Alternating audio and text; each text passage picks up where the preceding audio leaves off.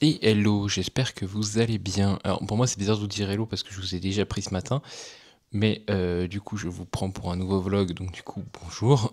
On est, il est 23 h passé, ouais, 23 h 07, on est le 14 juillet du coup, le lundi 14. Je vous prends si tard parce que en fait je voulais pas vous prendre et vous dire oui je vais finir mon livre aujourd'hui machin etc. Alors que j'en étais pas sûr. Parce qu'en fait, quand je vous ai pris ce matin, j'ai commencé à lire, ça se passait bien. J'ai fait ma séance de sport, ça se passait bien. Et après, je suis rentré de ma séance de sport et j'ai commencé à lire, du coup, comme je disais. Et en fait, je me suis rendu compte d'un truc, il faisait hyper chaud. Et même là, déjà, je suis en sueur, j'en peux plus. J'ai tout fermé pour éviter que je dérange les voisins, parce qu'il est quand même déjà 11 h passé. Donc, du coup, voilà. Donc, résultat des courses, la chaleur m'assassine, clairement, il n'y a pas d'autre mot. Elle m'assassine. Bon, alors j'ai fait comme d'hab ma séance de muscu le matin et le midi ou soir, je fais toujours une séance un peu cardio, un peu plus cardio. Donc j'ai quand même été faire ma séance de cardio à midi, en fin de... ouais, plus vers 14 h quoi. Donc du coup, ça a fait que j'ai pris du temps sur ça. J'ai commencé du coup quand même le X-Men, donc qui est le tome 9 de la collection Ultimate de Hachette. Donc là, vous devez les voir assez régulièrement, donc vous devez savoir de quoi je parle. Je ne l'ai pas terminé parce que j'ai senti que du coup, je risquais d'être bloqué par Steam Sailor une bonne partie de la journée. Donc je l'ai mis en pause, et la chaleur aussi. Donc du coup, je l'ai mis en pause, je ne l'ai pas terminé. Je le terminerai la semaine prochaine. J'en ai lu déjà une bonne partie, plus de la moitié. Donc je pense qu'il sera fini, le week-end prochain et j'enchaînerai sur un autre, comme je fais tous les week-ends. Ça se passe super bien. C'est le tome 3 pour ceux qui veulent savoir sur les X-Men. Là, on est dans l'arc Le Retour du Roi, donc c'est l'arrivée de Magneto. Juste avant, on a eu un arc qui parle de la guerre entre les Ultimates, donc c'est les Avengers, contre les X-Men, suite à un mauvais plan de Charles Xavier qui a mené à une catastrophe et que du coup les X-Men ont tout de suite été reconnus coupables de cette histoire. Donc du coup voilà, ce qui mène à la situation actuelle avec Magneto qui évidemment fait sa loi. Alors évidemment Blanche ne supporte pas les portes fermées, donc elle va essayer d'aller ouvrir la porte du bureau alors que je l'avais fermée. Parfois m'insupporte cette chatte. Donc voilà, j'aime beaucoup. Il faut savoir que c'est le dernier tome. C'est Mark Millar, je crois, c'est ça. C'est ça, c'est les derniers chapitres où Mark Millar est le narrateur. Et en vrai, ça passe plutôt bien. Et j'aime beaucoup le côté vraiment extrémiste de Magneto dans ce titre. Où en gros, vraiment, il est dans l'idée que les mutants sont supérieurs aux humains et qu'ils doivent gouverner le monde. Mais c'est vraiment poussé à l'extrême dans cette idée et je trouve ça hyper intéressant parce qu'on voit comme quoi en fait peu importe du côté où on est, à partir du moment où il y a du pouvoir d'un côté ou de l'autre, tout est à l'extrême et ça me fait beaucoup penser à certaines situations qui se passent actuellement où bref, je ne m'étalerai pas, mais j'ai un peu du mal sur certaines actions de personnes de ma communauté, si je puis dire, que je trouve poussées à l'extrême. Ça n'est que mon avis, bien entendu, donc je ne m'étalerai pas sur le sujet, mais étant membre de cette communauté, j'ai eu de plus en plus de mal à me sentir à l'aise dans cette communauté. Je sais pas, assez... Bref, j'irai pas plus loin, mais voilà, au niveau du X-Men, ce que j'avais envie de dire, et pourtant, il y a eu un message très fort dans le Marvel, juste avant que j'ai lu, donc le Marvel Team Up, qui était centré sur Spider-Man qui rencontre les super-héros, et justement Spider-Man rencontre les X-Men à un moment, et il porte des messages très forts, et c'est pour ça que j'adore les X-Men, parce que ils ont toujours porté des messages forts tout au long de leur existence, de messages de différence, de paix, etc. Évidemment, leur grand méchant est un méchant qui ne veut pas la paix, dans l'espèce qui veut plutôt la guerre. Donc c'est vrai que je trouve ce combat très bien mené dans les X-Men et apporte beaucoup de choses à la réflexion, et c'est pour ça que j'ai toujours adoré les X-Men et que je suis toujours très heureux de relire une histoire des X-Men, qu'elle soit bonne ou mauvaise, elle apporte toujours une pierre à l'édifice. Et donc du coup, le livre qui m'a occupé 90% de mon temps, si je puis dire, ce samedi, entre moi qui essaie de survivre à la chaleur et qui lit un peu, c'est le Steam Sailors tome 2.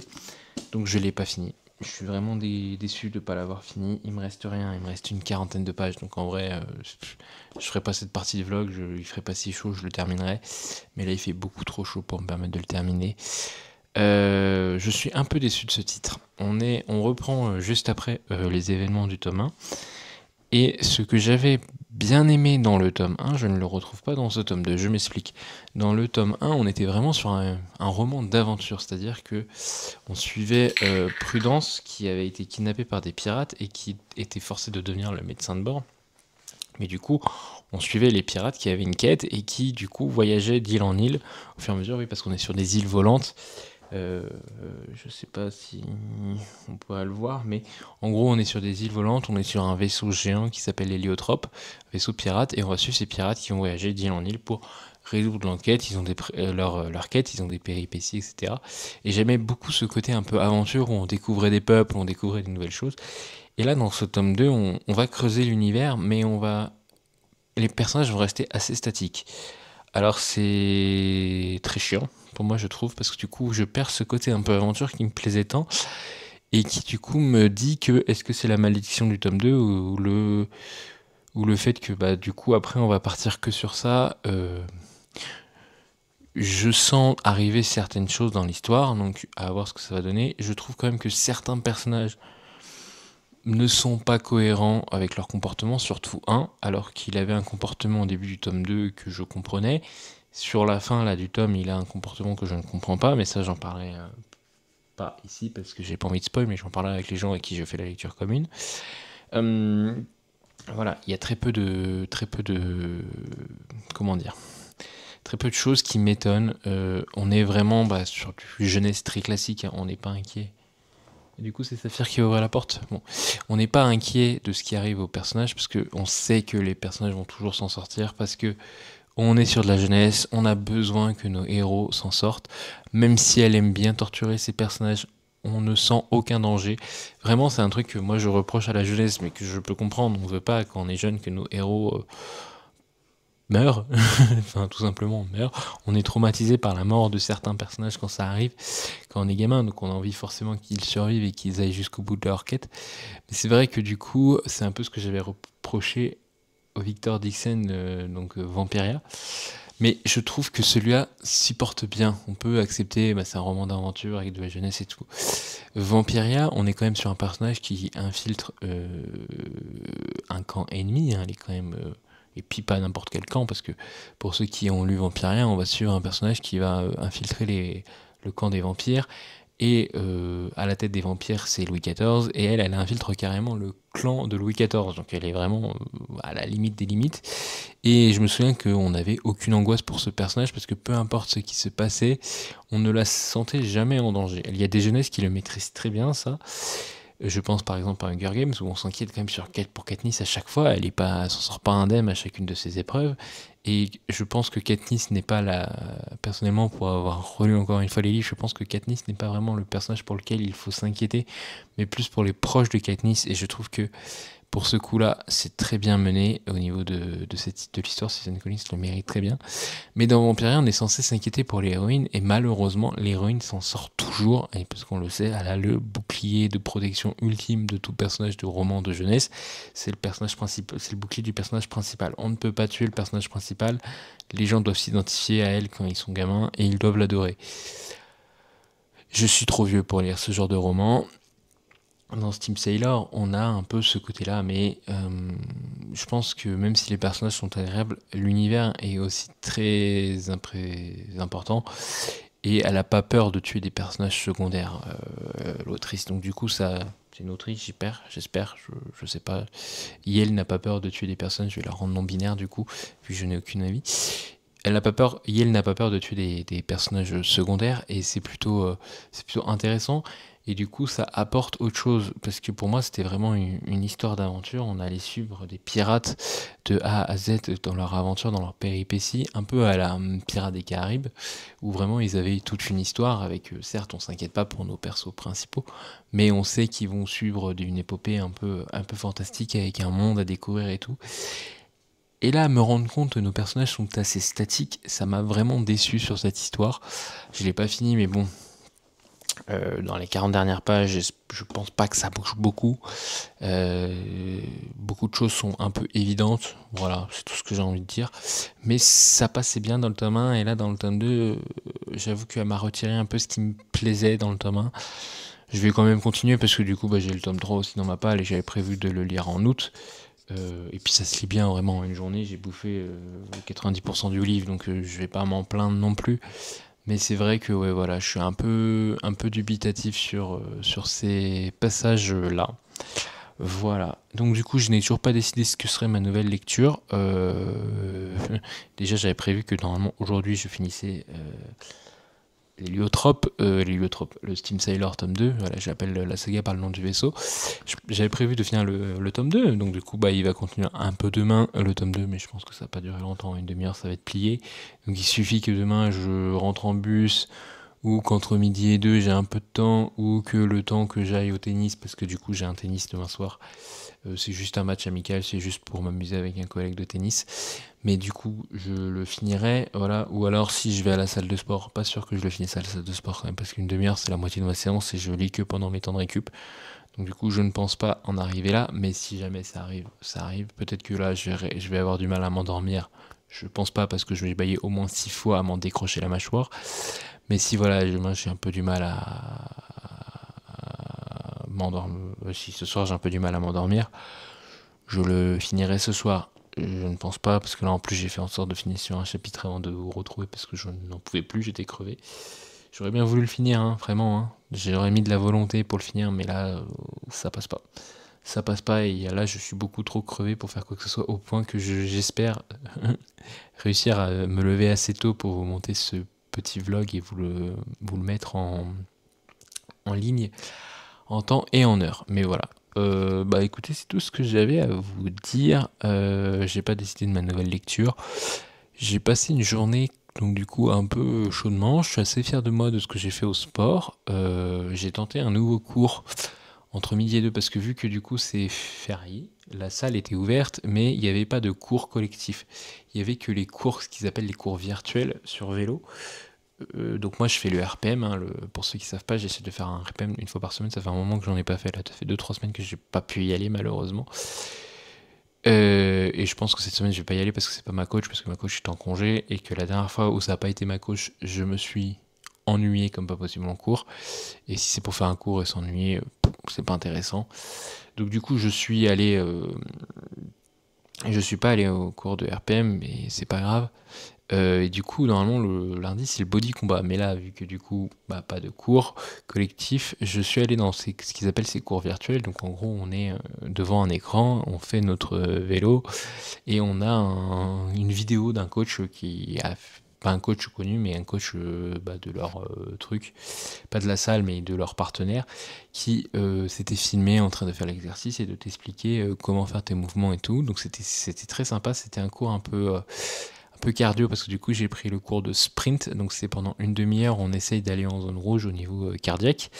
Je les ai atteints, j'étais pas bien du tout, et en gros elle m'avait dit, ma coach, que si je faisais ça par contre il fallait pas que je le fasse plus de 2 fois par semaine parce qu'après c'est beaucoup trop dangereux au niveau cardiaque. Ça a fait du bien, ça m'a bien décrassé le cœur. Par contre, waouh, j'ai mis du temps à m'en remettre, j'ai bien transpiré, mais ça fait du bien un peu ce genre de cours bien cardiaque, bien violent, de se mettre un peu en jaune rouge de temps en temps pour voir. Moi, j'ai un bon cardio. Alors, pas un cardio qui fait qu'il monte pas très haut. Mon cardio, il a tendance à monter très vite, assez vite. L'autre fois, j'ai fait un tennis avec un gars et on a essayé de regarder un peu la cadence de mon cœur. C'est-à-dire que dans les essences courts, il monte dans les échanges, mon cœur monte très vite, je vais courir très vite et tout, et je vais vite monter à 170 battements par minute. Et en fait, entre chaque point, donc peu importe la durée du point, entre chaque point, entre le temps où on change de côté pour le service ou quoi que ce soit, par exemple on serre à droite au début, puis après on serre à gauche au début, puis après on serre à droite, le temps où je fais ça et que je me reprépare pour mon service, mon cœur a le temps de passer de 170 à 110 BPM. Et même des fois, si le temps qu'on change de côté, j'arrive à redescendre à 80 BPM. Donc en fait, j'ai un cardio qui monte très vite, mais qui redescend aussi très vite, ce qui fait que j'ai un très bon cardio à ce niveau-là. et qui fait que du coup je ne crame pas très vite. Mais du coup, en fait, là où c'est problématique, c'est que sur des longs échanges, mon cardio passe très vite en zone rouge, et du coup, je me fatigue très vite sur des échanges à courte intensité. Donc là, on essaie de corriger ça avec la coach parce qu'on aimerait que je sois plus endurant sur des périodes d'intensité. Donc là, voilà, c'était l'objectif du programme. Et pour moi, vu que le tennis commence à devenir un objectif principal, parce que du coup, j'ai décidé l'année prochaine de ne pas reprendre la natation. Là, j'ai encore 2 cours de natation que j'ai pris en bonus pour l'été. Là, j'en ai un ce mois-ci et un le mois prochain. Parce que j'aime bien le coach et que je m'entendais bien avec lui. Donc du coup, j'ai quand même gardé 2 cours. Voilà, c'est 2 cours pour finir l'année complète. Mais à partir de septembre, je ne reprendrai pas la natation. Je vais continuer la salle parce que j'adore ma coach et que vraiment, si je suis en aussi bonne santé actuellement, c'est grâce à elle, clairement. Avec tous les efforts qu'elle a fait pour m'accompagner, pour m'aider. Voilà, j'ai toujours dit que je quitterai cette salle que le jour où elle la quittera, ou alors si je suis obligé de déménager. Je ne me le souhaite pas, bien entendu.